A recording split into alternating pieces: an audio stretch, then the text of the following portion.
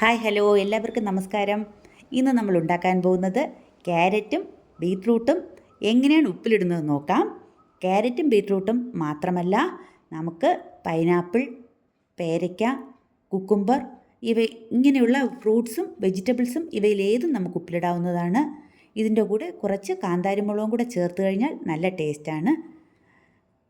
നമുക്ക് എങ്ങനെയാണ് ഉപ്പിലിടുന്നത് നോക്കാം. ഈ വീഡിയോ കണ്ട് ഇഷ്ടമായാൽ എല്ലാവരും ലൈക്ക് ചെയ്യണം, ഷെയർ ചെയ്യണം, സബ്സ്ക്രൈബ് ചെയ്യണം. നമുക്ക് വീഡിയോയിലേക്ക് പോകാം. ഞാനിവിടെ ഒരു പാത്രത്തിൽ കുറച്ച് വെള്ളം തിളപ്പിക്കാൻ വെച്ചിട്ടുണ്ട്. അതൊന്ന് നന്നായിട്ട് തിളക്കട്ടെ.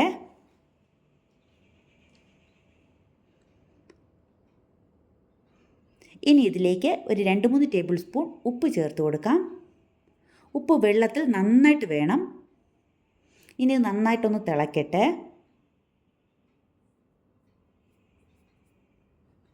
തിളച്ചതിന് ശേഷം നമുക്കത് ഉപ്പുണ്ടോ എന്ന് നോക്കണം.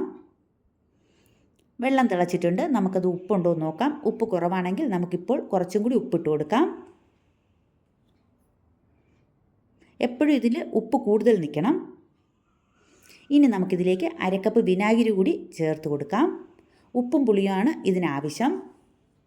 ഇനി ഇതൊന്ന് തണുക്കാൻ വയ്ക്കാം. നന്നായിട്ടൊന്ന് തണുക്കട്ടെ. തണുത്തതിന് ശേഷം വേണം നമുക്കതിലേക്ക് നമ്മുടെ വെജിറ്റബിൾസിലേക്ക് ഒഴിച്ചു കൊടുക്കേണ്ടത്. ഞാനിവിടെ നീളത്തിൽ ക്യാരറ്റും ബീറ്റ്റൂട്ടും അരിഞ്ഞ് ഒരു കുപ്പിയിലാക്കി വെച്ചിട്ടുണ്ട്.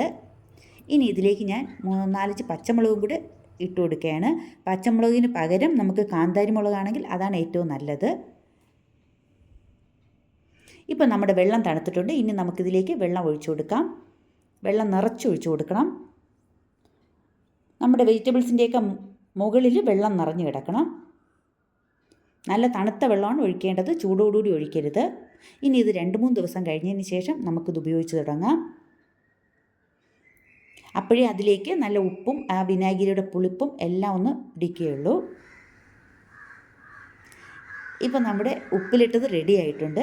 ഞാൻ ബാക്കി പച്ചമുളക് ഉള്ളതും കൂടി ഞാനൊരു കുപ്പിയിലാക്കി വെച്ചിട്ടുണ്ട്. ഇതിഷ്ടമായാൽ എല്ലാവരും ലൈക്ക് ചെയ്യണം, ഷെയർ ചെയ്യണം, സബ്സ്ക്രൈബ് ചെയ്യണം. Thank you.